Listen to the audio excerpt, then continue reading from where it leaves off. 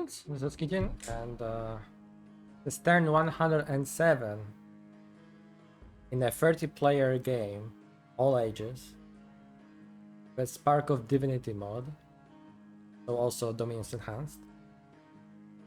And the game just ended. I have won as Lanka. So I figured I'm gonna make a little video like this and break down a couple things. Like break down my build, how the game progressed, the general ideas, some interesting events. You know, just a little video like that. So obviously, it's turn 107. The Cataclysm has been going for 7 turns. So there's a lot of slaughter of various kind. Although, of course, not always working out for the horrors. Alright, this is the map. I basically control all the north.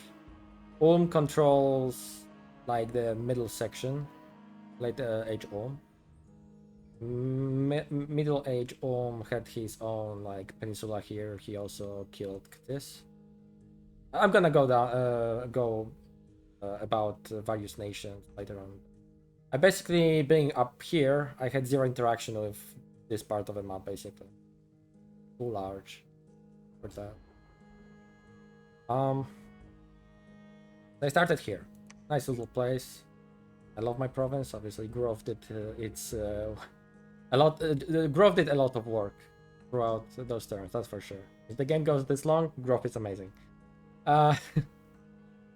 So let's talk about my neighbors. Actually, no, sorry. Let's talk about my bless. That's the most important part. So here's my god. As you can see, it's gearless, and that's because he died the last turn to magic duel fighting. I forgot the name of that horror. It's like that. It reminds me of the raid boss from World of Warcraft, the old one. It's like a pile of purple shit. I don't know. He is Astral 10. He just magic dueled me.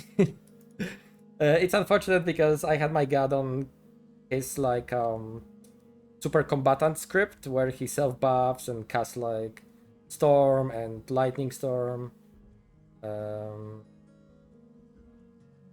So he just was doing like just pointless shit like summoning living earth and whatnot, and he just got magic duel.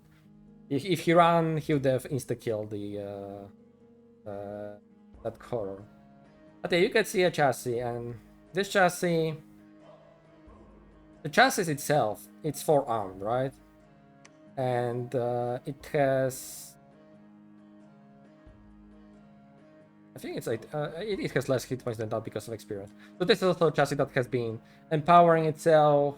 I've used some wishes to give it better stats, to increase magic buffs, right? I wanted to get to Astral 10 with wish, and you know, then just keep on empowering. Now I'm just messing around with it at that point because my couple armies were just doing all the heavy lifting, and he was just, you know, stay alive, defend thrones, get sillier, basically, just fun, just having fun. But yeah, this chassis is very expensive. I will show it in video later, but it has this bonus, right? Air shield, strength +2, and attack +2 per throne I control. So of course, in a game with 30 thrones, it's quite a bonus, right? If you manage to survive and start taking them. It's not, I don't think it's game winning by itself, right? I mean, there's a certain point where, you know, my units are hitting, did I have any combat? Sorry about the motorcycle. Any combat with my army.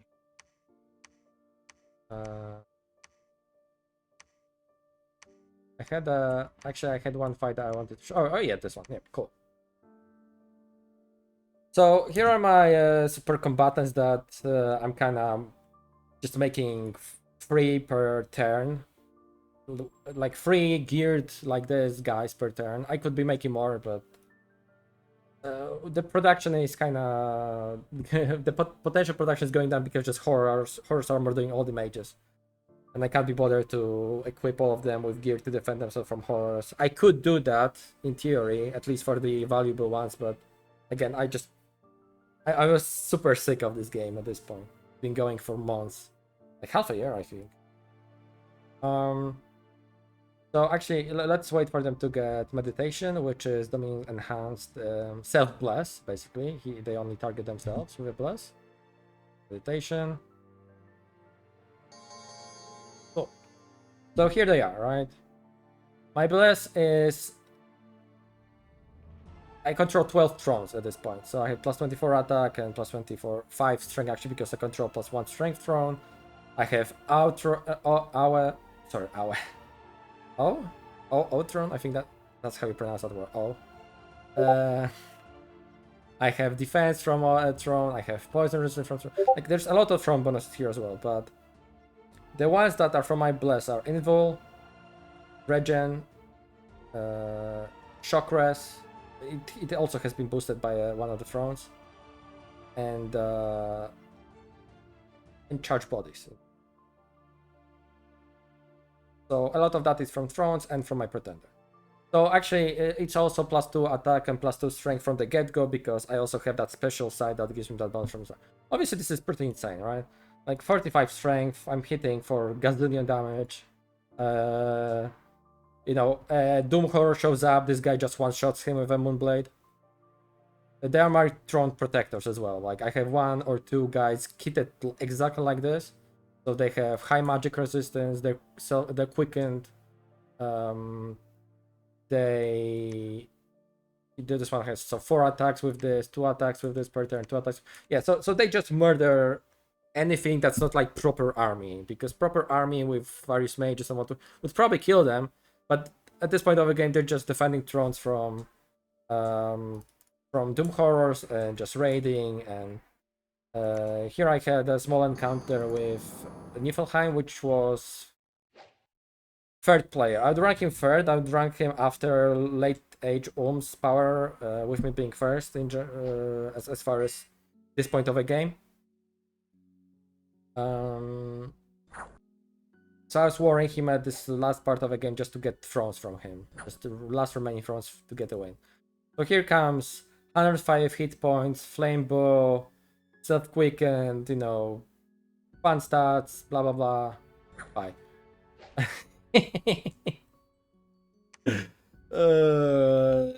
Yeah, it was halberd and cutlass, right? Oh, right. One has cutlass. Sorry, one has halberd because I ran out of moonblades.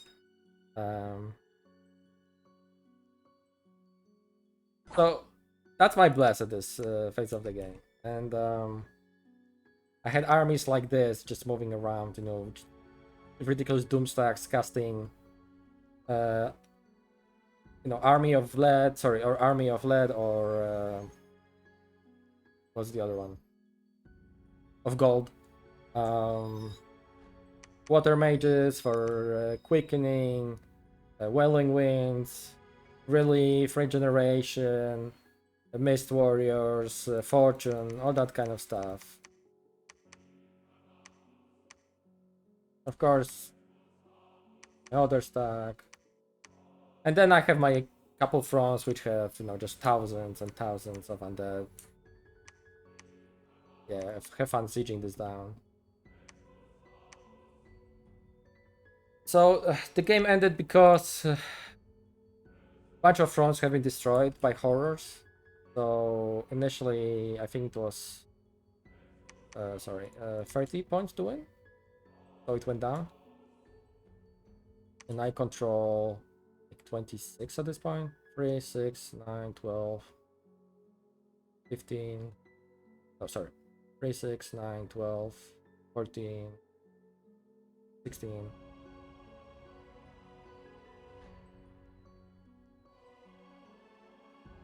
Oh, wait. Whatever. I had enough to win. I just claimed this throne, and that was enough to win. So, and I think the Doom Horror ate this throne as well from LA only. There was a throne here, and it was eaten.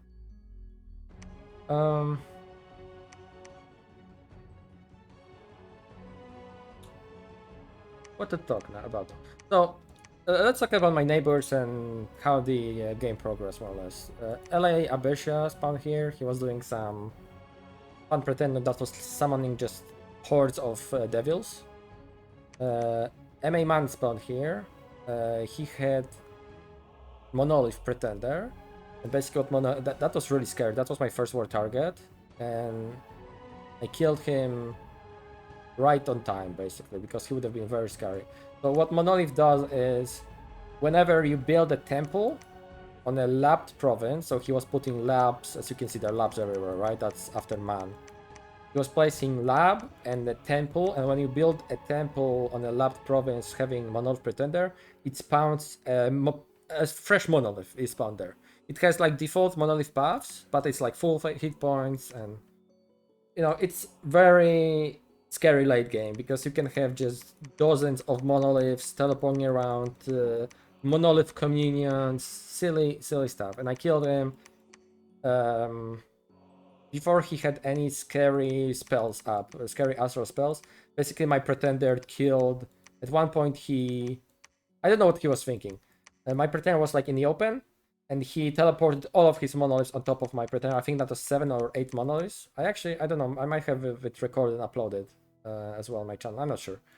And my pretender killed them all. Like 8 monoliths got killed by my pretender, who at that point had those things, Glows of Gladiator, and being blunt damaged, you know, ton of attacks. That was enough.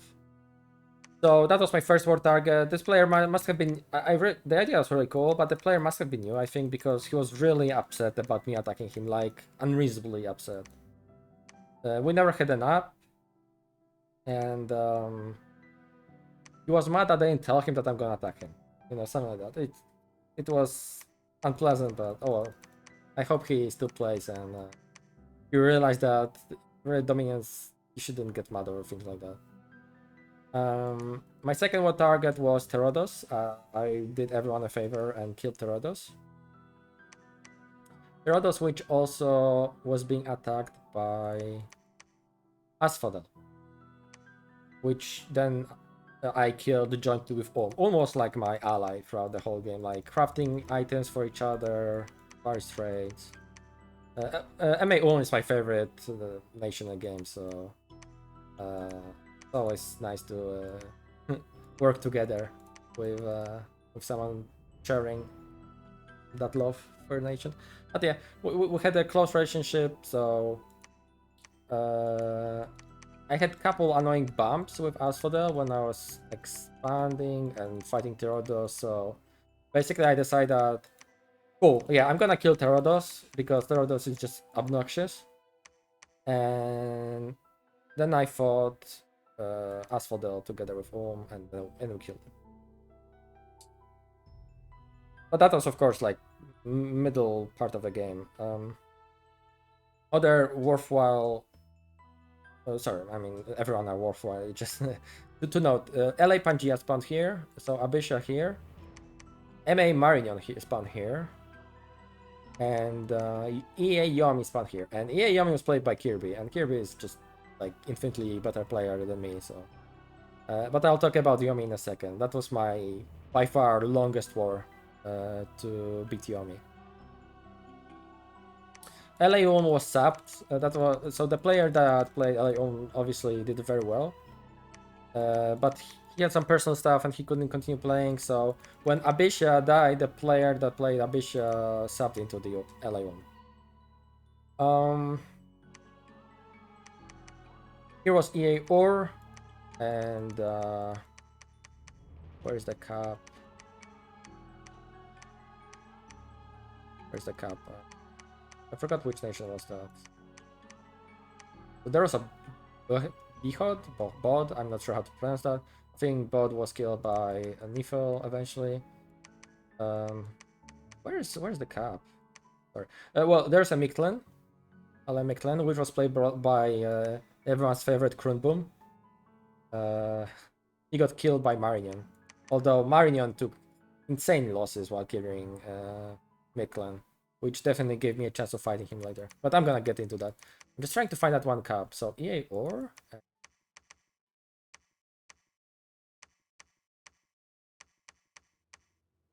I'm going insane. Like, I swear there should have been another cup around here. Can I see nations of the world? Oh, right. It wasn't Ind. Was Iran. Iran was somewhere in here. I can't find. I can't find his cup. Iram was somewhere in here, and he killed Or.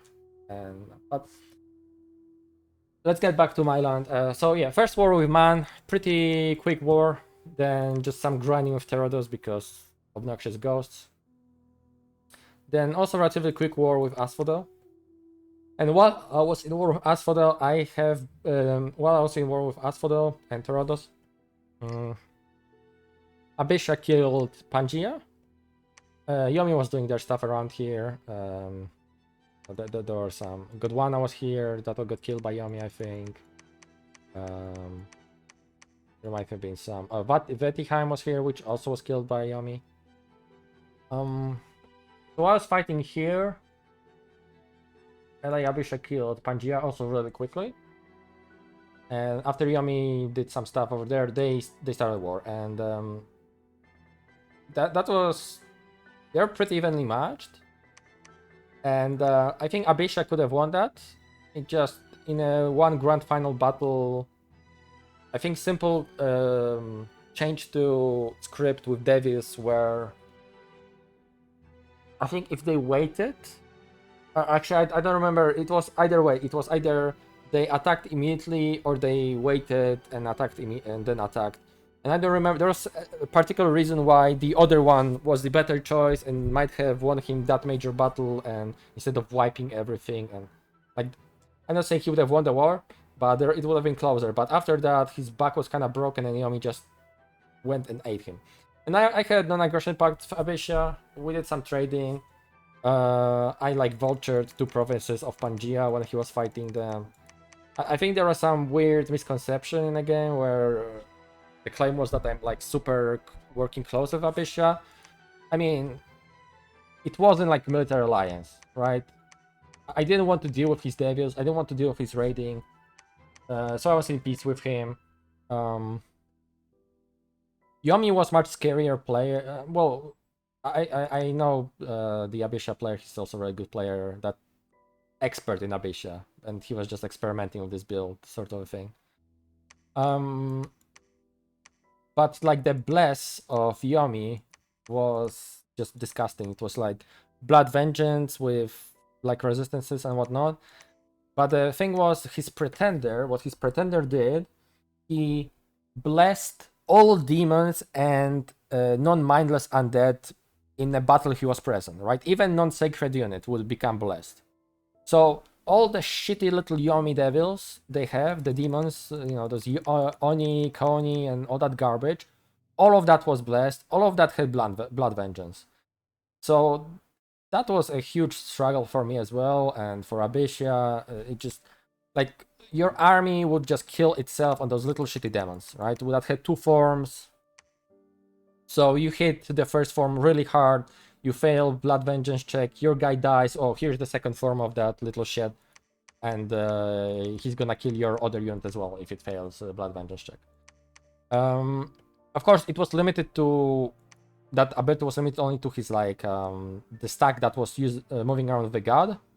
But of course, it's Yomi. Like, he has Dioni that are just super combatants, and he has some fantastic summons that also could take fights on their own.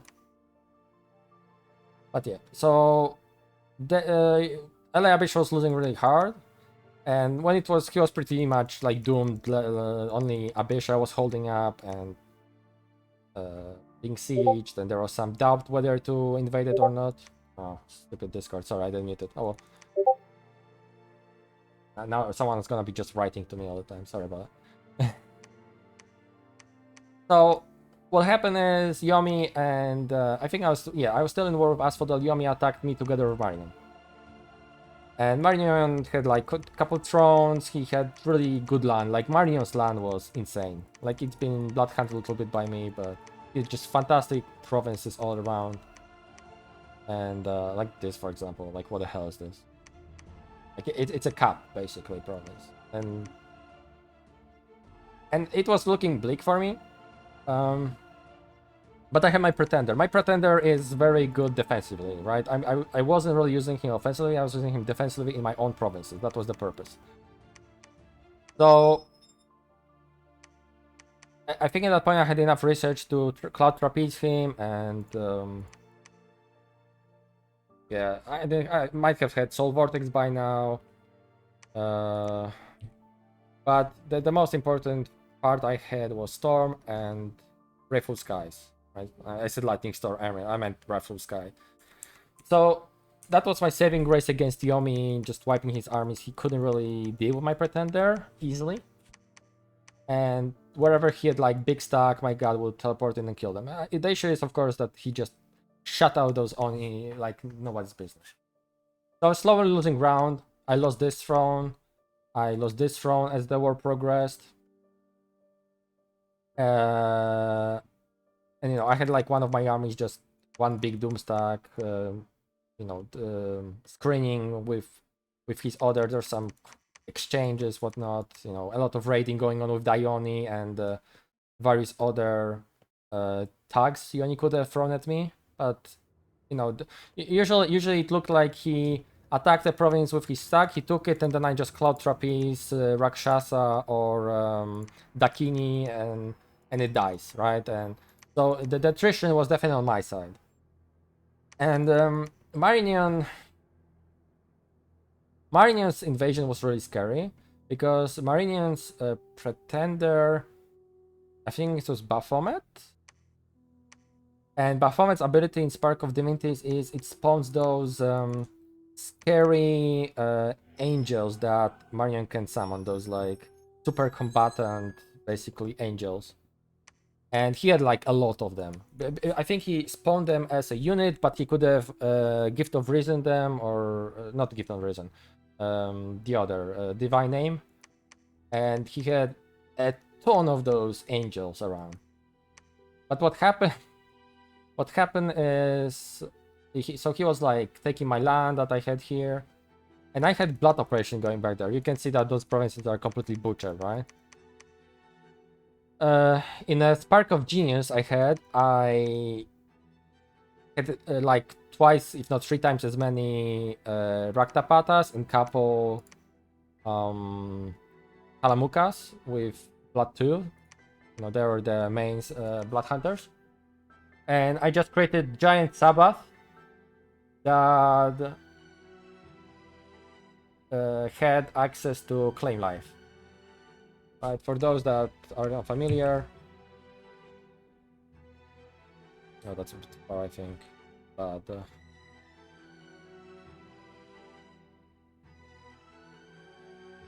oh, sorry, not Claim Life. Life or Claim Life is is a Smite. Life or Life.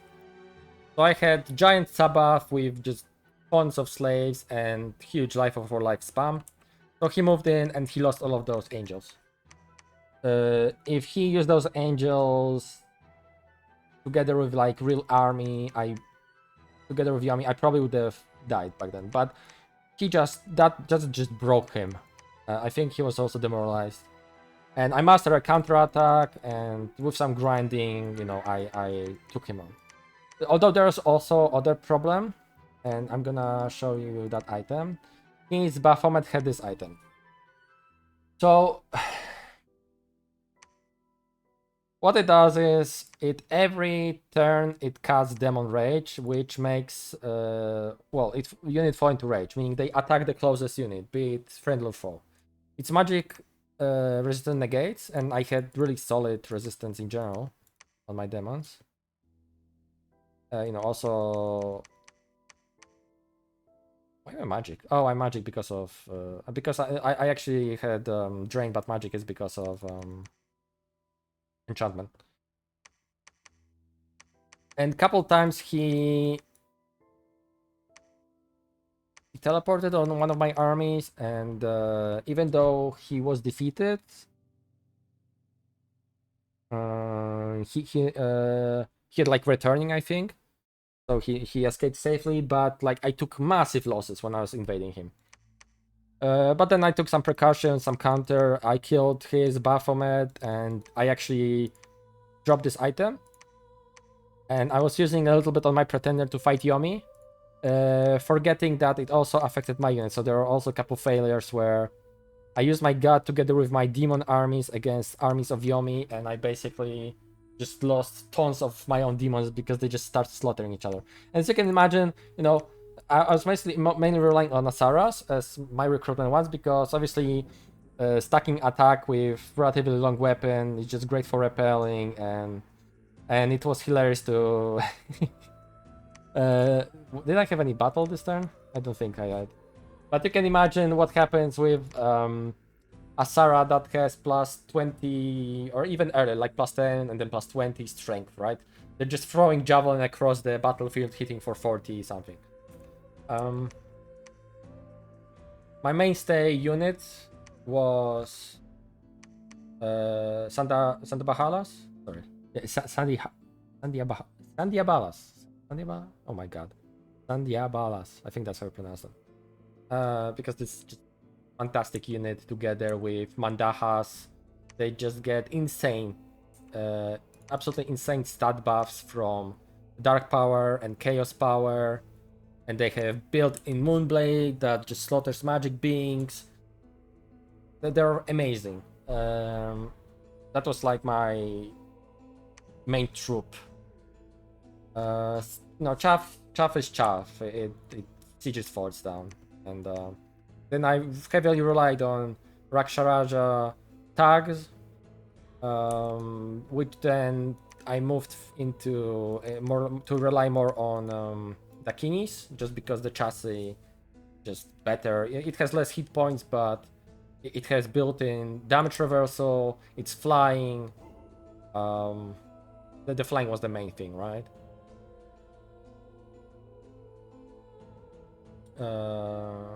It had just better blood, so it could do health power if I wanted for some funny fights where horrors spawn and horrors trying to kill my Dakini end up killing the enemy, stuff like that. But yeah, after killing Marignon, it just the war with Yomi just challenged my sanity. It lasted for like 30, 40 hours. No, that's too little. I think it literally lasted like half a game, like 50 turns. Maybe I'm over exaggerating, it's just really long. But at one point he just couldn't keep up, remaking his Oni with the damage I was incurring, and I also at that point, you know, a long time it was hitting all the research, summoning all sorts of various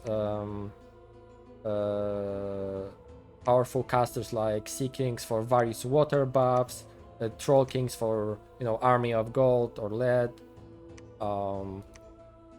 Ivy Kings for, you know, nature buff, stuff like that. You know, I of course built in air. Just my buffs and just quality of troops with my bless, just too much to stop. So, you know, I just grinded him down. But that was really difficult fight, and they almost had me. Like it was really close. Also, what helped is that I'm not sure how much of an impact it had, but this is Throne of Elements, so it didn't really matter because obviously I'm shipping out gems. But at one point, I just caught a couple Yomi stacks with Flamestorm. Is it Flamestorm? Yeah, Flamestorm, and well, the Murdering Winter didn't do much because he's built in cold resistance, but he took some losses prior to big fights. Maybe it was enough to swing some fights as well. So after I dealt with Yomi, you know, I had one army. Well, I had two armies with just a bunch of tags and taking all this land really rapidly. I I moved east, and well, because sorry, when I killed Marion, you know, I also took all of this land, which was also Meclan. Lots of good land here. My gold income was obscene at one point. It was like 15,000 for a couple turns.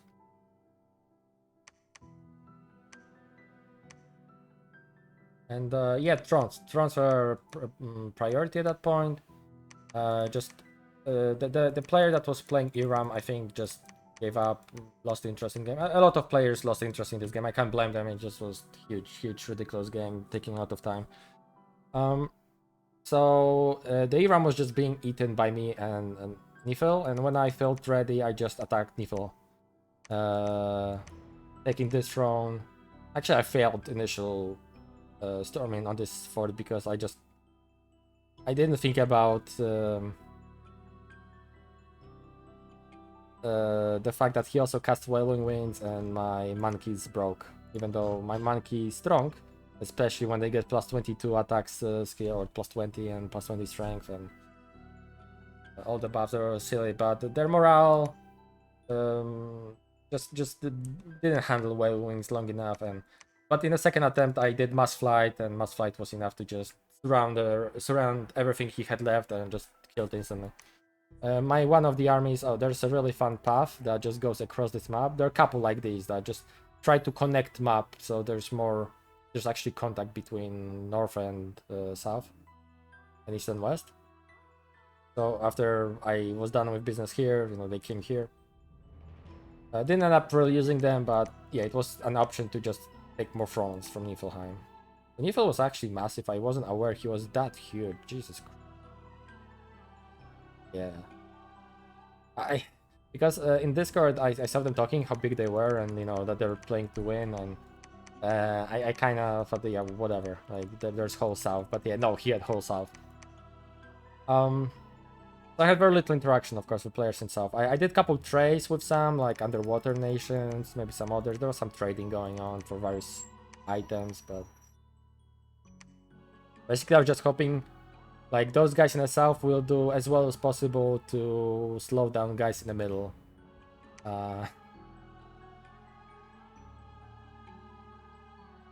Because I'm glad that the war between me and LA never broke out. That'll be just frustrating to fight, right? With horror cannons and stuff like that. So yeah, anything else interesting to talk about? Yeah, so what, a couple of interesting things, like I mean, the battles I mentioned that were funny.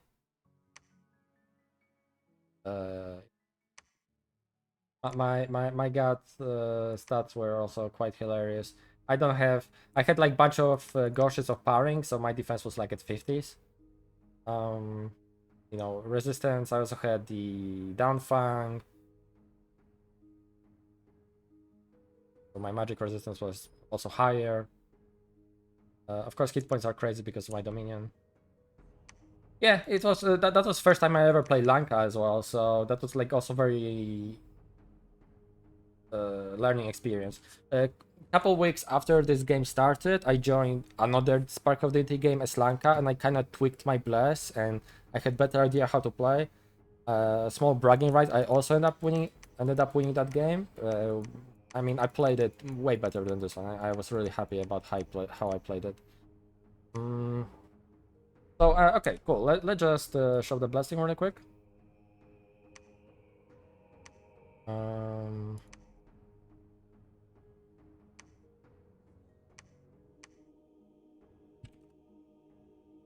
So that was it.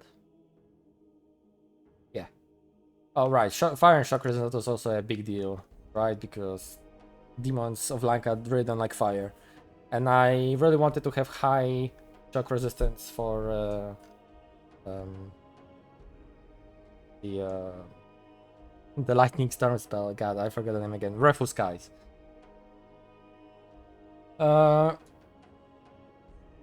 So just to check out the chassis itself, maybe. Great Pretender God, because I know many people are saying that the Pretender is whoops, are correct. Oh, because I know many people talk to Rob about Pretender being OP, and I mean it's undoubtedly very, very, very strong.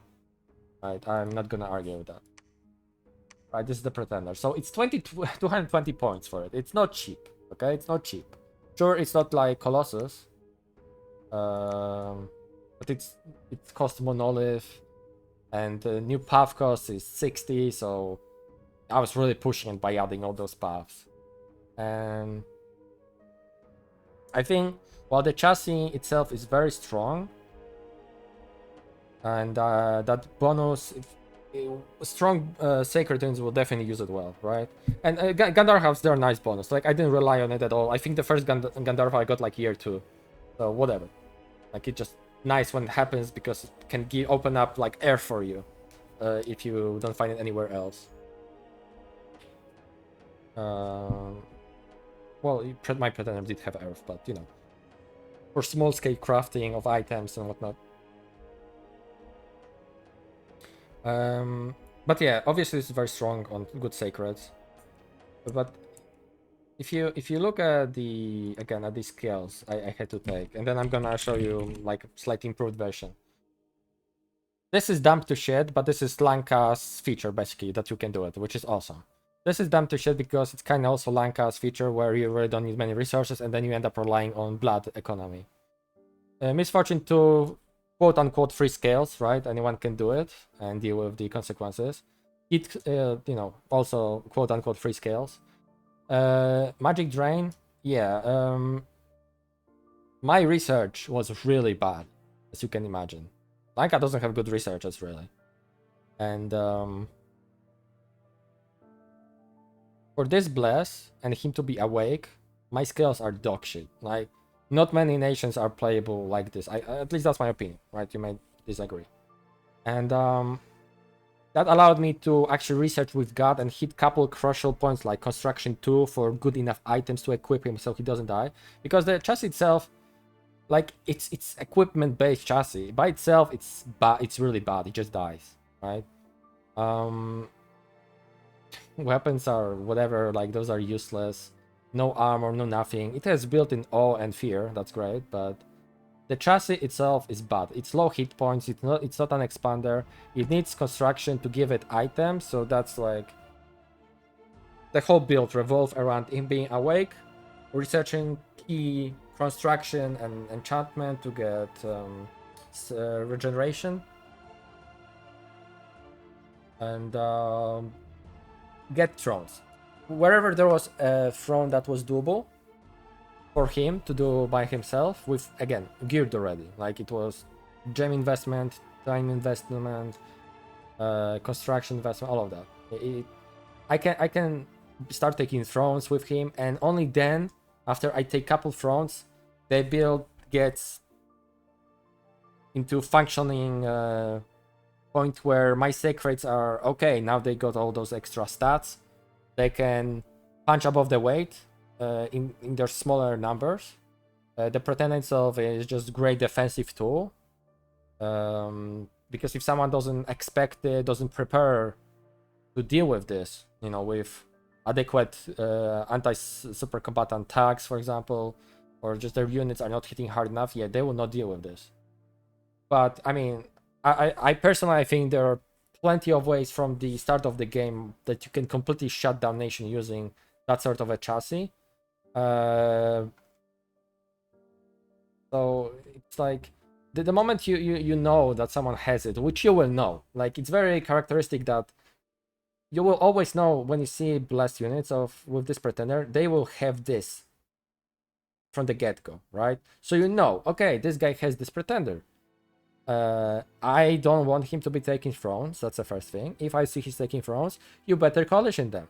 It's no different than, you know, having like some incredibly strong nation in a game, like I don't know, Armor, or I mean Lemuria in particular, Celeria. Like those are vanilla nations. If you don't deal with them, just it's not even about pretender they have. If you just don't deal with the nation, with other people, you don't coalition, then you're gonna die. Like, sorry, that's how Lemuria works, for example. You just cannot keep up with them. And that sort of mechanic was here, except it revolved around me taking thrones, and that way, just my troop quality was too much to handle. But Yomi with their Blood Vengeance, my Sacreds were instantly killing themselves the moment they failed magic resistance save. Like, this was actually my massive strength and attack were kind of a drawback. In sense that if they weren't as hard as hitting, they wouldn't insta-kill themselves, they would have time to regenerate. And yeah, probably would actually take lower losses if I didn't have such ridiculous damage values. Because it's just huge overkill. Like, at one point it's just an overkill that can hurt you in some ways. So personally, I think the chassis is fine. Because I think if Rob nerfs it, it will not be used. Rob being the maker of Dominance Enhanced mode and Spark of Divinity. So just to show you my improved version. So I dropped the invul. It didn't really make much difference, honestly. Gave it more air. So air was my smite with swiftness. Just, you know, it helps in combat, right? Your units will move up faster. They will more likely to hit first, and they want to hit first because they'll usually kill someone first. And there are some other considerations. For example, with Air 8, when I cast Mirror Image, yeah, there's, you know, army of copies that, you know, good luck killing this guy. That was also a part why actually taking thrones with him was doubled, you know, Iron Skin, even before Iron Skin, but just Mirror Image, Mist Form, Regeneration, and Gear. 4 weapons, you know, and just cutting everything down slowly. Well, not that slowly, but I don't know. Like, I've been trying to think what would change.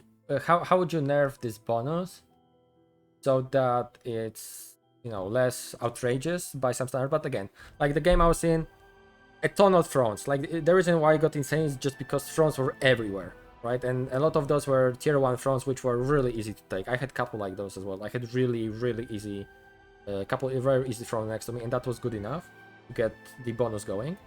And in regular game, where thrones are more contested and it's less of them, I mean, it's not gonna be as insane. Like, people need to be aware of it. That's all.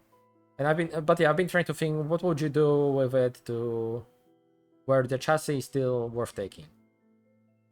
Cutting string and attack by half to +1 to +1. I don't know. I honestly don't know if I would be interested in taking it at that point. Like, air shield could be cut down. Maybe like, because basically the way it works is you have 2 thrones, you max out on air shield, right? I think it was maybe 20%, right? So because max air shield is 90%, so you would have to have 4 thrones together with your capital side, and then you would go to 90%, right? I mean, to be fair, that could be 15% as well, right? So yeah, 460. No, sorry, that because that would be no, that would probably be too much. You'd never hit the air shield cap, and that's a really neat thing about this one. But I mean, maybe lower air shield just so. Because Lanka is fragile to range damage, right? And that kind of also worked really well with that nation. The archers couldn't really hurt, or rather, archer effectiveness was already lowered from the start because of such a large air shield from the get-go. It could be maybe lowered.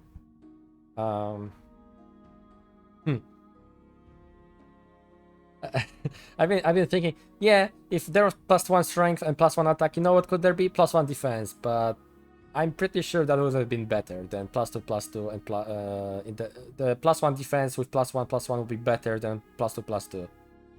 Just the defense is just, yeah, that would be too good. I don't know. It's hard to balance such a cool chassis, honestly, because you would never, literally, you would never ever see this chassis in a normal game ever. Like, I think this one has some use just because it has more reasonable starting paths, so you don't really have to spread into others, and you don't dogshit your scales as much. Maybe it was this. Whatever. Also, they have like better starting weapons. Yeah, this one has four melee weapons. It's way better already, but the bonus is nowhere near as good.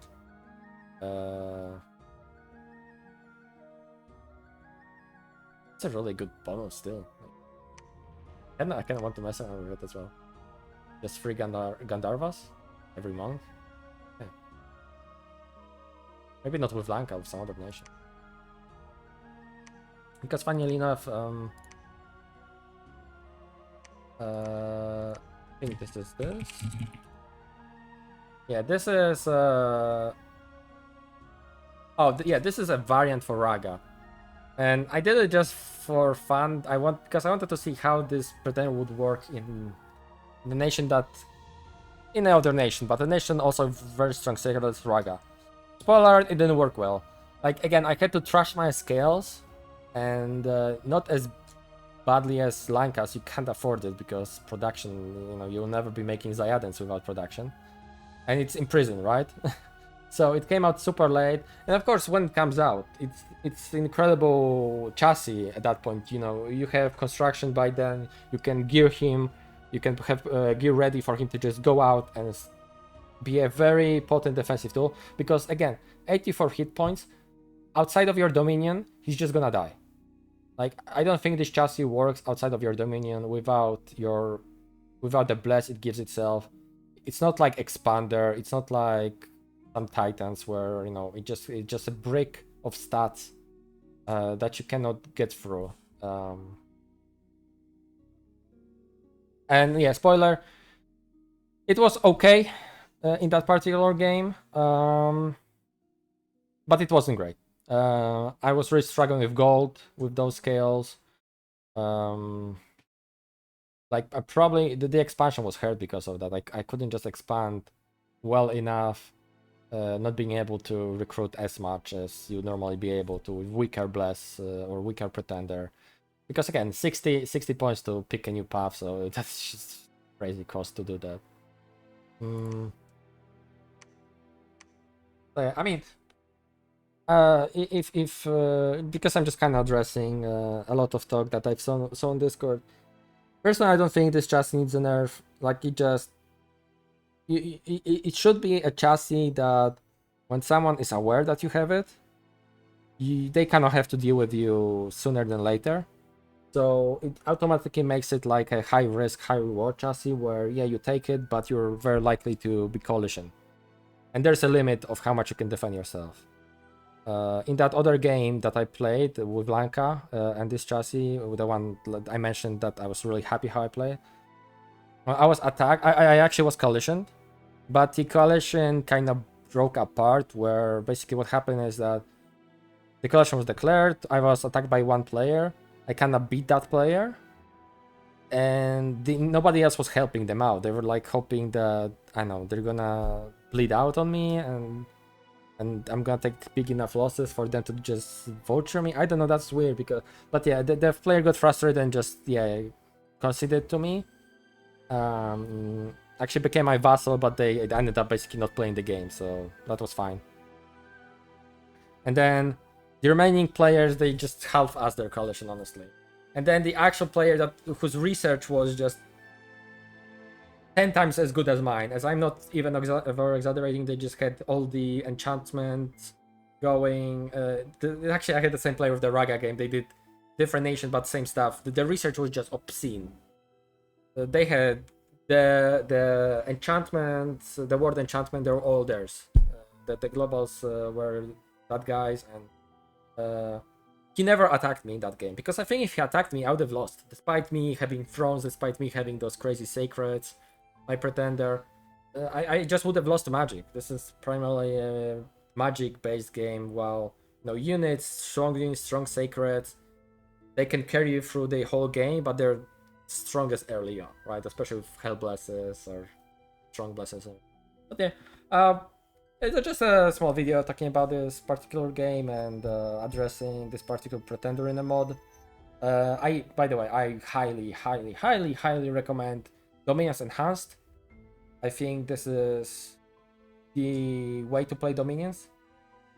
For me at least, I'm kind of bored with the default game. I think Dominions Enhanced addresses a lot of very silly issues that game has, where some items are incredibly bad but are same cost as some other really good items. So there's a lot of like cost adjustments for various items. There are new items that address like very missing, couple missing spots. Just more variety, more spells that add more variety, but play also into Team of a Nation. And Spark of Divinity, just for fun one, right? I really like it as well because it makes Pretenders that much more impactful choice. Often makes like combatant chassis even better than they would be normally, because sometimes they're underwhelming, or another chassis are better in also their job. There's just a ton of unique effects. Like it's too much to talk about really. But I Dominus has I highly recommend. Spark is also I highly recommend. It's very fun. Yeah, I guess that would be it for this video. Thank you for watching if you stuck up until this point, and I'll talk to you other time. Thanks.